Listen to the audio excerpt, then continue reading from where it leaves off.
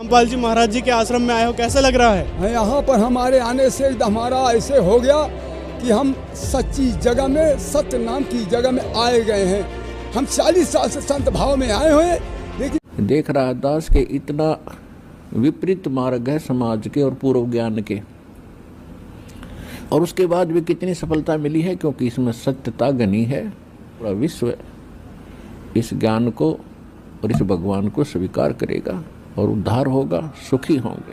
और ये महाराज जी 40 साल से आत्मज्ञान पर भक्ति कर रहे थे और वे गुरु दीक्षा भी ले रखे थे। जब इन्होंने सतलोक आश्रम की व्यवस्था और संत रामपाल जी महाराज के प्रमाणित ज्ञान को सुना तो उनकी खुशी उनके चेहरे पे दिख रही थी, और उन्होंने अन्य संतों को ये मैसेज दिया कि यदि अगर कोई मुझे सुन रहा है तो सतलोक आश्रम अवश्य आए, क्योंकि यहाँ पर नारायण आए हुए हैं, अर्थात भगवान आए हुए हैं।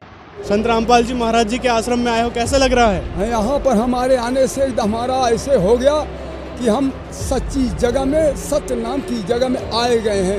हम 40 साल से संत भाव में आए हुए, लेकिन यहाँ आने से हमें ये होता है कि यहाँ कोई ढोंग ढकोसला ठग विद्या नहीं है, लेकिन आना पड़ेगा सच्चाई से। निर्मल जन मन सो मोहि पाव, मोहि कपट सर छिद्र भाव। जब हृदय शुद्ध हो जाएगा, जब इस जगह में आ सकते हैं। हर आश्रमों में कहीं भी जाएंगे, कोई ना कोई कुछ ना कुछ दिखावा है, लेकिन यहाँ पे कोई दिखावा नहीं है, कोई लेन देन का चक्कर नहीं है। यहाँ पर स्वयं नारायण जी का वास है। ये हम सत आज वाणी बोल रहे हैं। कोई भी महात्मा कहीं भी हमारी वाणी सुनते हो, हम भी और जगह से नाम दान ले रखे हैं। एक संत की खुशी उसके चेहरे से दिख जाती है। अर्थात हम बात करते हैं कि ऐसे संत के बारे में ये कहा है कि अब मेरी 40 साल की भक्ति काल में मैंने कभी इस तरह की भक्ति विधि नहीं देखी थी, और आज वर्तमान में संत रामपाल जी महाराज जिस तरह से प्रमाणित ज्ञान दे रहे हैं, मैंने अपने जीवन काल में कभी ऐसा प्रमाणित ज्ञान नहीं सुना था। हम सिर्फ आत्मज्ञान पर चल रहे थे, अर्थात जीव ही ब्रह्मा है, अर्थात अहम ब्रह्मास्मि, मैं ही ब्रह्मा हूँ। जिस संत से वे दीक्षित थी उनके बारे में सारी पोल खोल दी। देख इस खास पेशकश में। मैं प्रेमपाल रावत जी का शिष्य रहा हूँ 35 साल, बहुत सेवा की है। उन्होंने भी आडंबर से बचाया था, बहुत अच्छी भक्ति करी। जिस लेवल तक की वो भक्ति थी, आत्मज्ञान तक की भक्ति थी, लेकिन परमात्म ज्ञान उसमें अहम ब्रह्मास्मि आ गया था। हाँ, लेकिन परमात्मा तो परमात्मा है।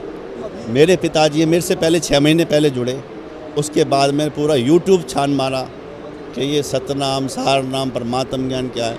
बहुत संतों का सत्संग सुना, बहुत मेहनत करी, 1 साल बहुत मेहनत करी। उसके बाद लास्ट में मैं समर्पण यहाँ हो गया मेरा। लोग ये भी कहते हैं कि आत्मा ही परमात्मा है। ये गलत है। आत्मा को सज़ा क्यों मिलेगी? परमात्मा को सज़ा मिलेगी सुअर बन के, कुत्ते को सज़ा मिलेगी सुअर बन के, भिष्टा खाना। आत्मा आत्मा ही रहेगी। जब हंस थे, हम सतलोक में रहते थे, तो हम भी अविनाशी हैं, आत्मा भी अविनाशी है। लेकिन इस शरीर में घुस के हम अपने आप छोटा हिंदू मुस्लिम समझ रहे हैं। कोई बनिया समझ रहा है, कोई छोटी जात का समझ रहा है, कोई बड़ी जात का। लेकिन हम तो आत्मा तो सब एक जैसी हैं। न कोई बूढ़ा है, न जवान है, न बच्चा है। उन्हीं के हंस हम, और सब एक बराबर हैं। तो आत्मा परमात्मा नहीं हो सकती।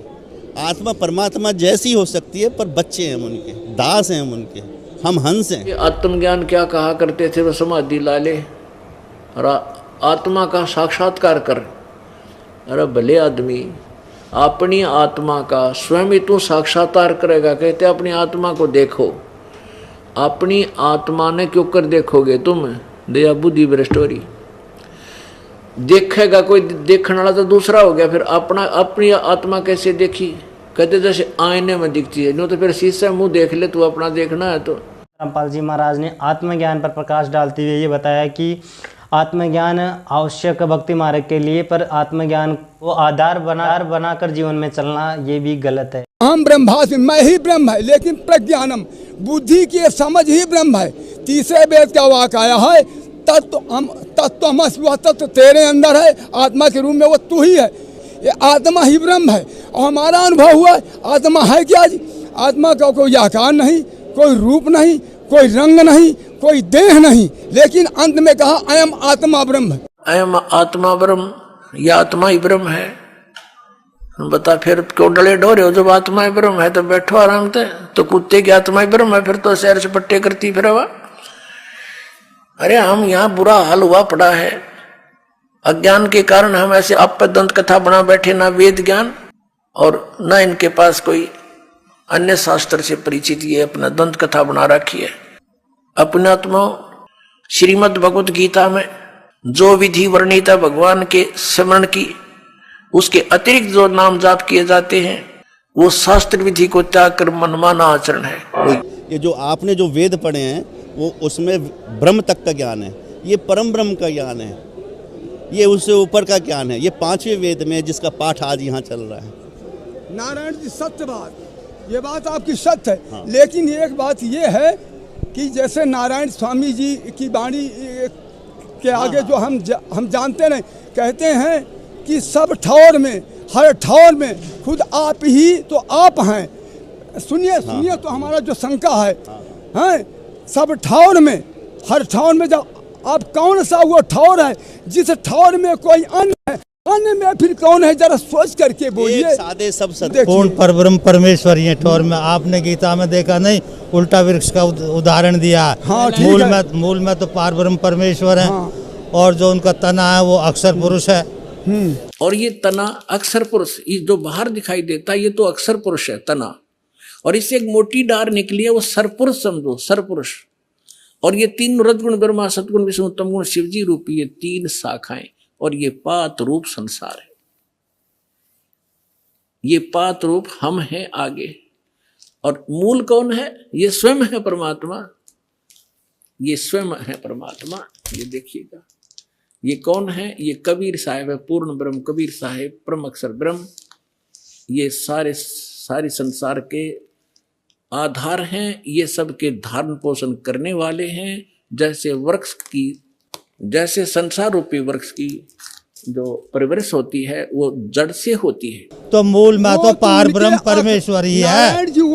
वो ठौर में वो ही है, असली ठौर वो ही है, पूर्ण पार ब्रह्म परमेश्वर। उनकी भक्ति करोगे तो सही है, और नीचे की भक्ति करोगे वो व्यर्थ है।